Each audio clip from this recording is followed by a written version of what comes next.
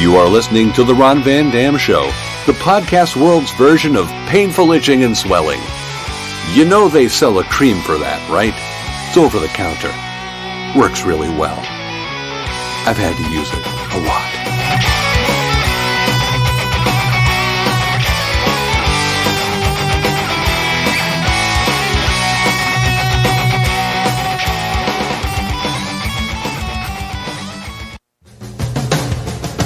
Good morning, good afternoon, good evening, good night.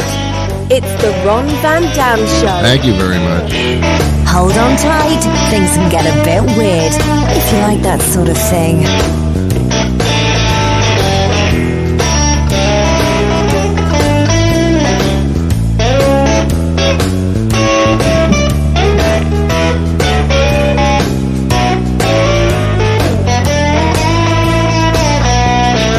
Hey. Welcome to the Ron Van Dam Show. I am Ron Van Dam. I can prove it. It's me. Who are you, though? Who are you? I don't care who you are. I really don't. Hey, pleasure to be here. This is the Friday weekend edition of the program. You know what that means? It's the Friday weekend edition of the program.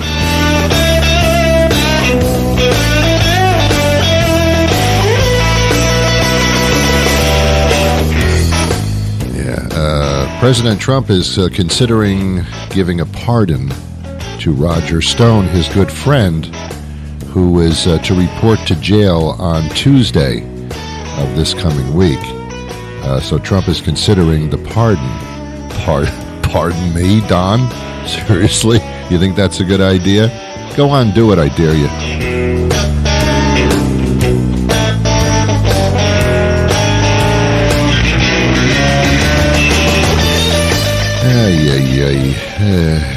Our world is in a crazy place, especially the stupid people in this country, man. We're going backwards. More cases of that virus thing than ever before in this country was yesterday. The highest number of cases at all, even since the beginning. Holy crap, man, what the hell? You know why? It's because you go to bars and you start drinking and then you let your guard down and you spread this thing, and stupid presidents have rallies where they gather people with no masks sitting next to each other, shouting and screaming. Yeah, smart country this is.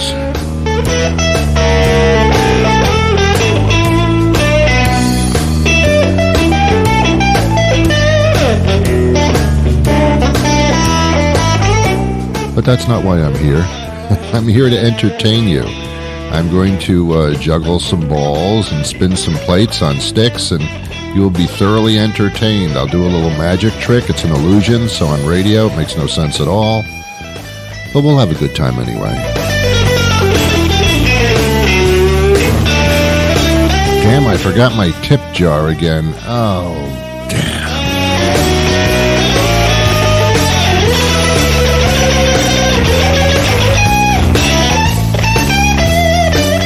One rule I have on the program is that all of us wear pants when I'm doing this. I'm wearing pants. I hope you are. I'm not sure. That's the only thing I require.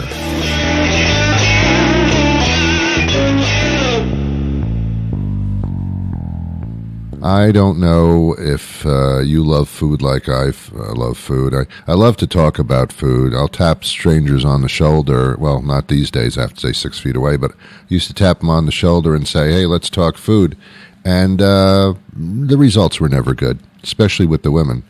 Hey, baby, let's talk food. Oh, they did not like that. They didn't like being called baby, and they didn't like the gruff voice that I put on. And also, talking about food is not a good pickup line. I learned when I was a young adult. I learned a lot of stuff when I was a young adult. Everything I learned was packed into like 3 years, and it had nothing to do with going to school. It was getting out into the real world, looking for a job, having relationships. It was between the ages of, I'd say 19 and 23 was my entire life packed in to a small amount of time. Into 4 years. It's absolutely true. I did everything. I learned everything. I had every experience within 4 freaking years. And they were wonderful years. Oh my God. How did I cram all that stuff into 4 years? But that was the crux of my life. Before the age of 19, nothing really. Couldn't drive, really couldn't drink. I didn't know what the hell I was doing. I was putting the left shoe on the right foot. I was putting my pants on over my head. It was like years before I figured that out, that was wrong.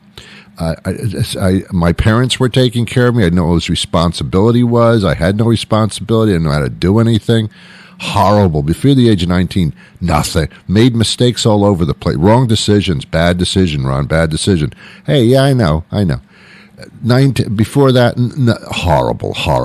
Then turned 19, 23, everything wonderful happened. Learned everything was a teachable moment, as Obama would say. After 23, life became rather routine already. Yeah, you start to think about marriage and, you got yourself a job already and you're winding down. You wake up in the morning and you don't feel as well as you did when you were 19, that kind of thing. And then after that, from, 23 on, it's just like, what is this, Thursday? It's Tuesday? Oh, my God, what the hell's the difference? I know. Anyway, I love to talk about food. Many of the guests I have on the program here are chefs, and I think they're just fascinating. Anyway, here's a story. And if you love food, you'll connect with me here. And I'm not talking about going to McDonald's and saying I can't wait to have a Big Mac, or go to Burger King, have a Whopper, or go to KFC and basically commit suicide intestinally. I'm not talking about that. I'm talking about love of food, vegetables and meats and wonderful, creative, wonderful things.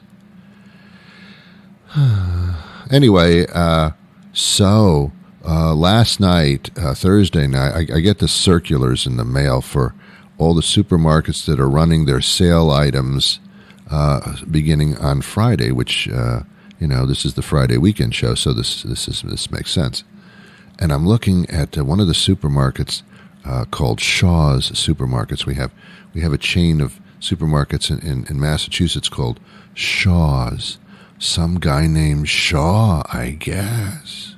The Shah of Iran. So it says in the circular, red peppers, yellow peppers, orange peppers, green peppers, 79 cents a pound. 79 cents. What are you, crazy? They're usually like anywhere from $1.99 to $3.99 a pound. 79 cents for fresh, all-colored peppers. The things I could do with that. Oh, the barbecues I could have on the skewers, the sautéed vegetables, the Chinese. I could use those peppers, and I could stuff the peppers right up my ass. I could do tons of things with the pepper. Oh, my God. As if that wasn't enough. Previously frozen cod. I don't know what that meant. Previously caught cod. It's not caught anymore. It was previously caught.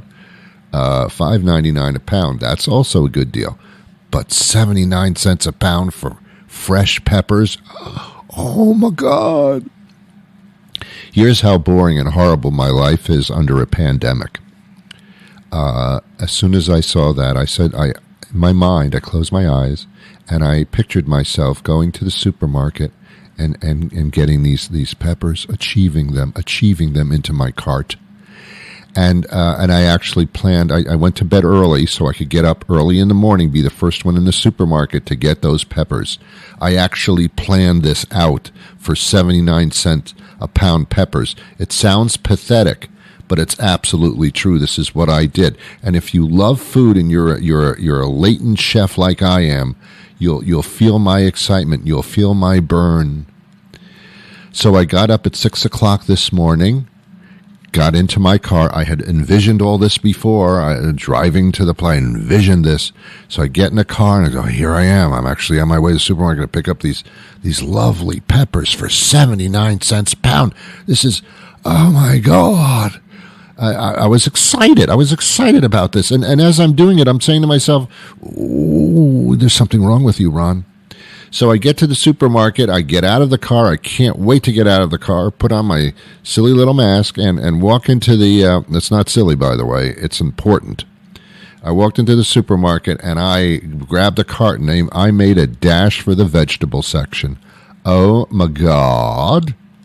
And I get to, and in front of me, I could hear angels and see halos all over the place. And in front of me, and I'm getting closer, is this large area where they have the fresh vegetables. And sitting there, a big, large sign, peppers, 79 cents a pound. It was true. I went to town. I filled my cart with peppers that'll probably rot within 3 days. But nonetheless, man, I got like 2 red peppers, 2 orange peppers, and 2 green peppers. And they also had English cucumbers for 90 cents each. Seriously? You guys are crazy with your prices. So I put them in my cart, and I'm on my way. This is all I was buying there. This is all I wanted. This is all I needed. It was my quest. It was my shroud of Jesus. It was like, whoa, the holy grail of vegetables. And I'm on my way to the checkout lane, and the checkout guy, his name is Dave. Nice guy, Dave. He knows me because he knows I love food. Dave says, how you doing, Ron? I said, fine. He says, oh, you got the peppers, huh? I said, yeah. He said, you having the peppers tonight? I said, yeah. And it was at that moment it struck me. I looked at myself. There was like a mirror nearby, and I could see myself in the mirror at the checkout lane. They have these big mirrors so the cashiers can see how long the line is and stuff. And I looked up in the mirror, and there I was standing there with these peppers. And I looked in the mirror, and all of a sudden everything stopped. It was like being in a car, and all of a sudden you're hitting the brakes, and it screeches to a stop. And I looked in that mirror, and I looked at myself with these peppers, and I said to myself, what the hell happened to you, man? What kind of turn did you take in life where you're actually excited about buying these peppers for 79 cents a pound? Why am I close to orgasm based on these peppers? What's wrong with me? I got so excited about buying these peppers the day before. I mean, it was an adventure, a quest. And yet, if my significant other says, like, let's have sex right now, I'll say, okay, that's fine. We can do that. What's wrong with me? So Dave put the peppers in the Shaw's bag, gave me the bag, and said, have a good day, Ron. And I said, well, thank you. I think I just had an epiphany. And he said, oh, my God, do you want sanitary wipes? And I said, no, that's not what that means, Dave. I had a realization about myself. Oh, really? What was that, Ron? I don't know. Something's not right. I'm getting excited about all the wrong things. It was this damn social experiment virus thing. It's tilted me in the wrong direction.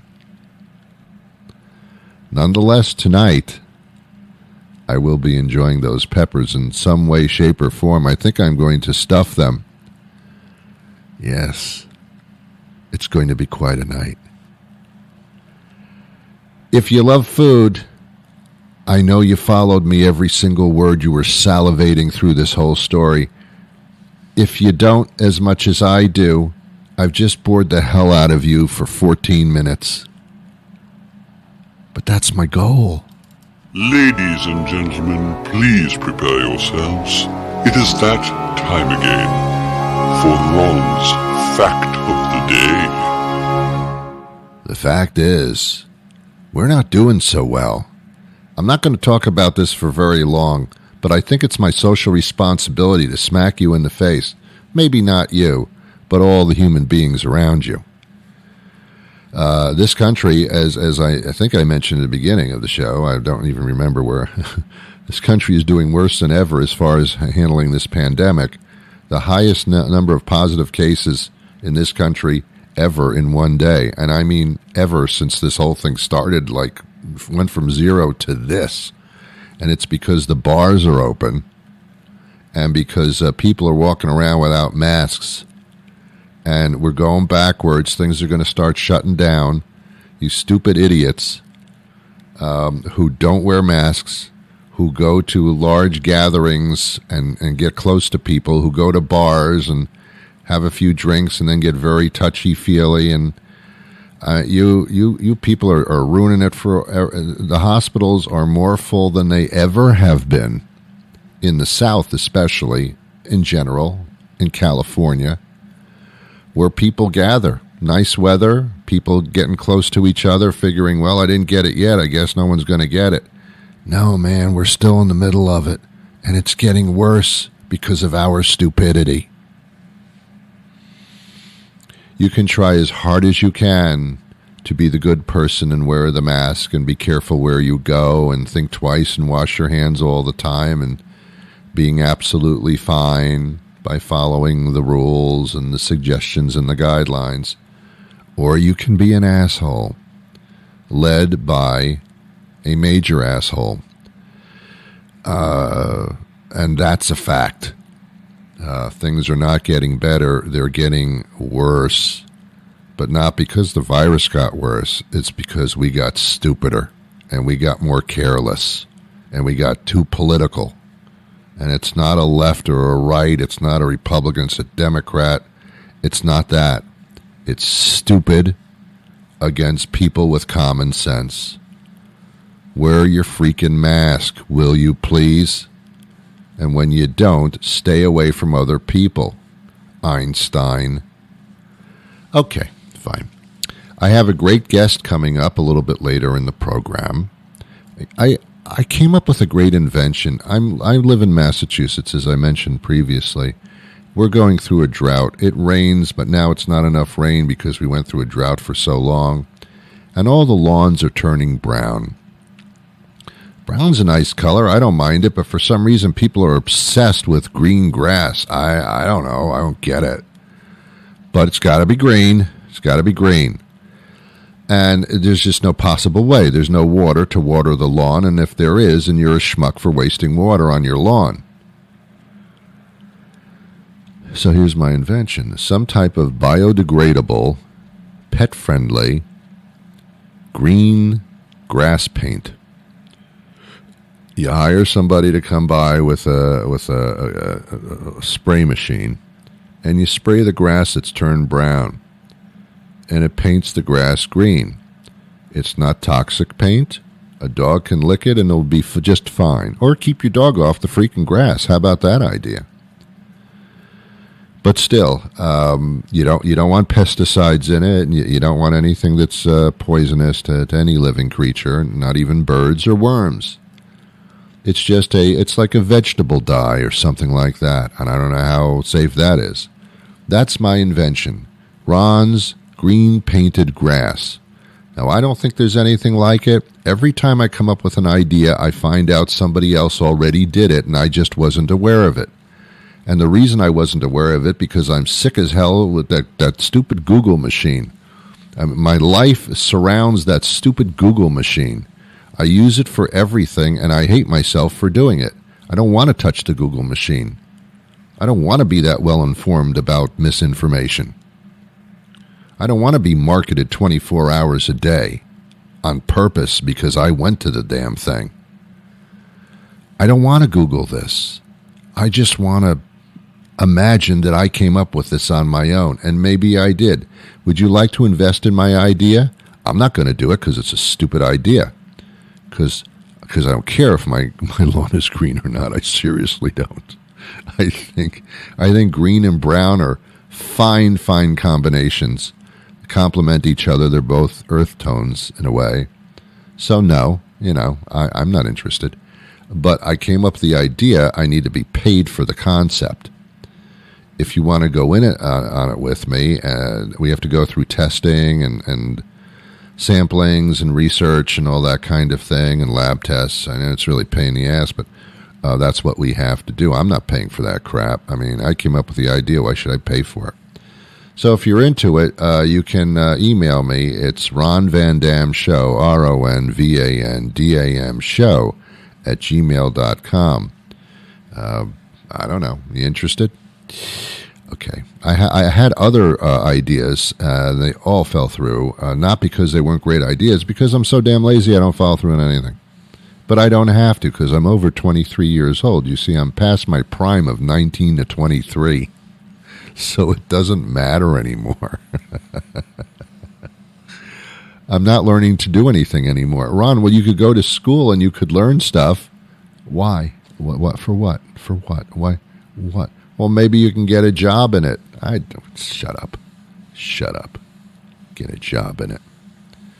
When I went to the supermarket, it wasn't yesterday, it was a previous day. It was in the middle of the day. And I felt bad for somebody. And I don't know why I feel bad for people, because I don't have time for that. There was a Japanese fellow, probably in his 40s or something, and he was standing in the corner in the supermarket behind a counter, and he was rolling sushi. He was the supermarket sushi chef. And I said to myself, oh my God, here is an authentic sushi maker.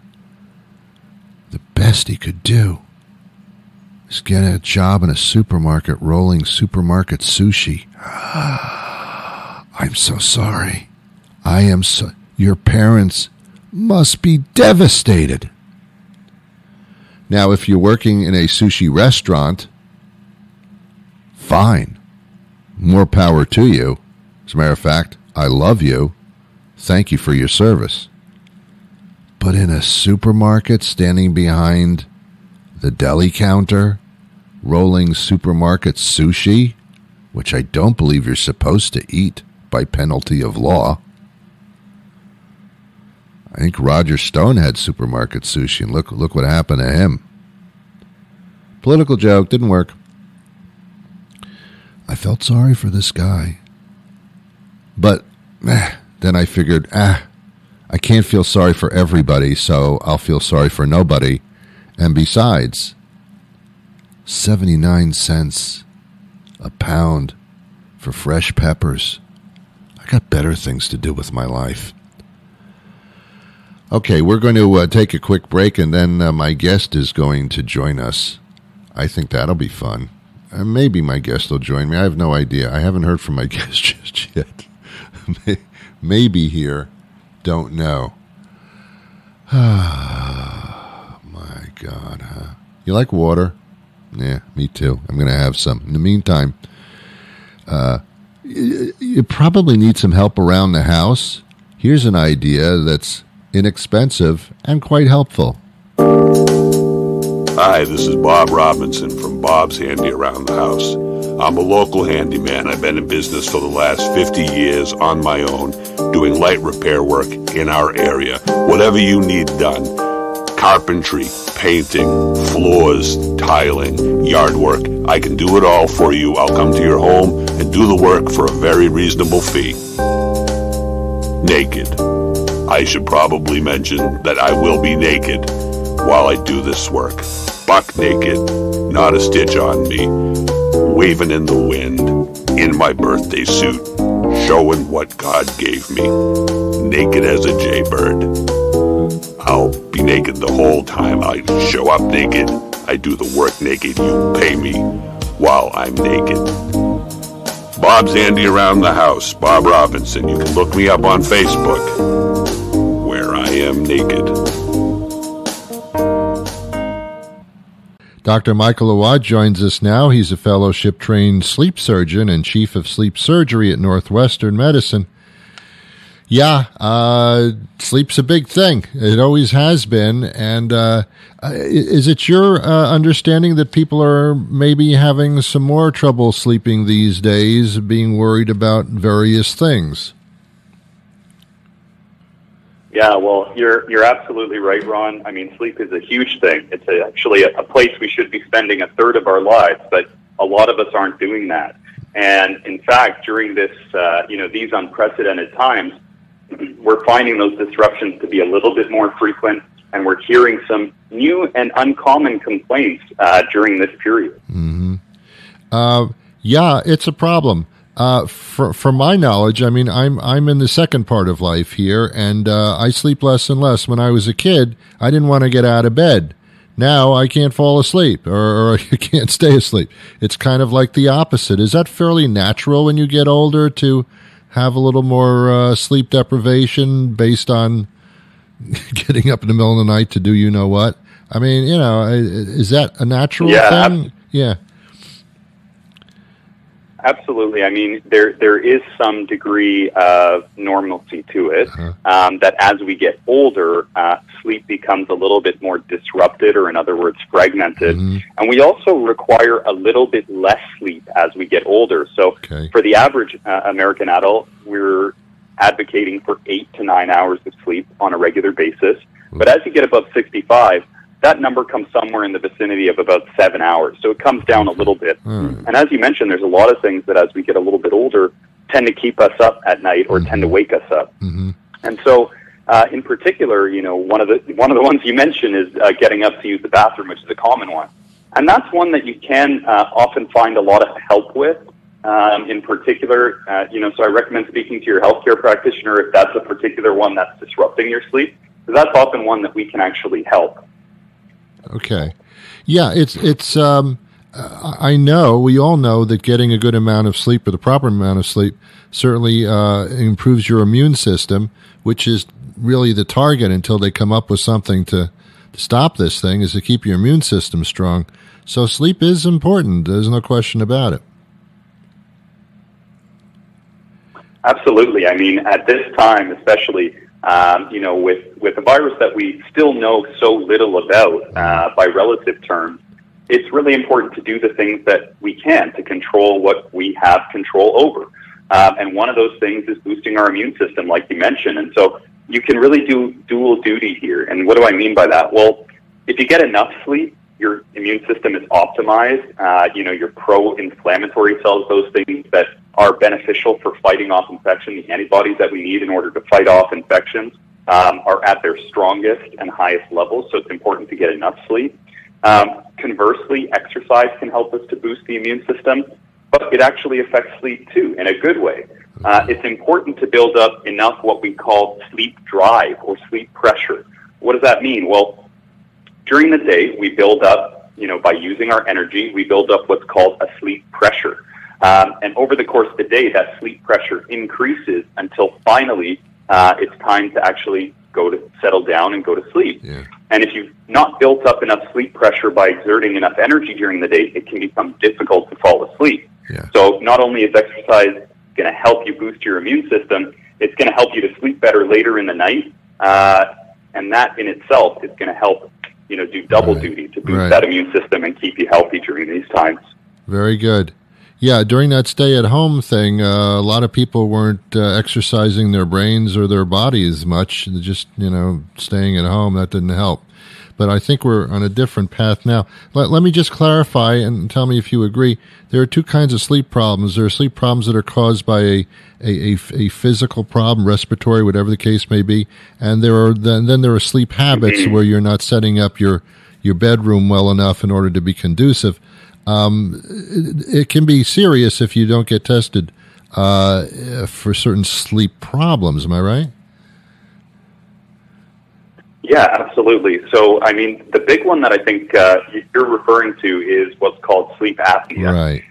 And sleep apnea is primarily an anatomical issue. It's a developmental issue in a sense. That's also partly genetic and also partly related to our lifestyle in terms of, you know, weight. But sleep apnea is a serious problem. What is it? Well, it's actually a condition where we repetitively stop breathing during sleep.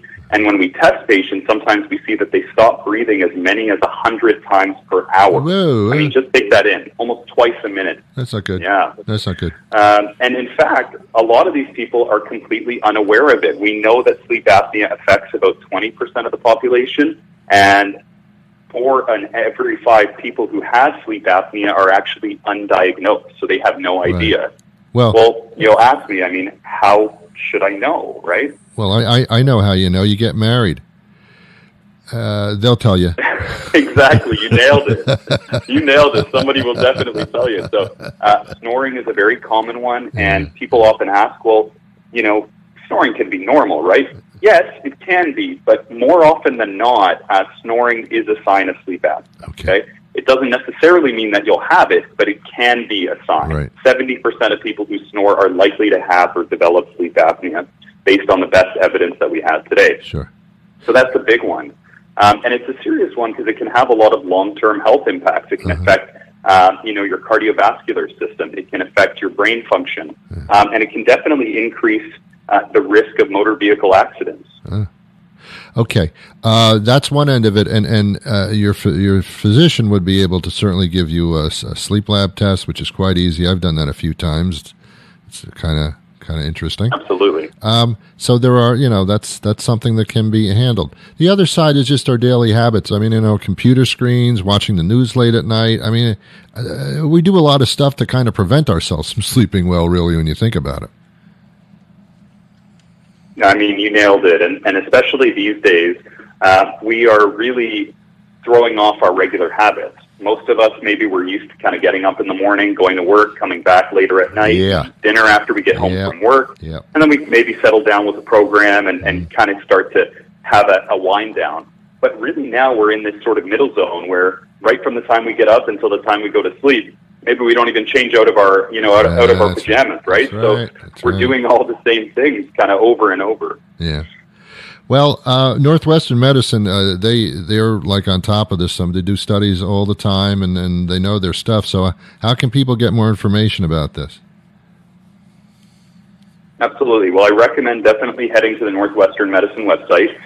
If you want to learn more about me and what I do, you can look me up there. It's Dr. Michael Awad, that's AWAD, on the Northwestern Medicine website. And we have really a leading sleep department here with a fantastic team that's able to look after a wide range of sleep disturbances.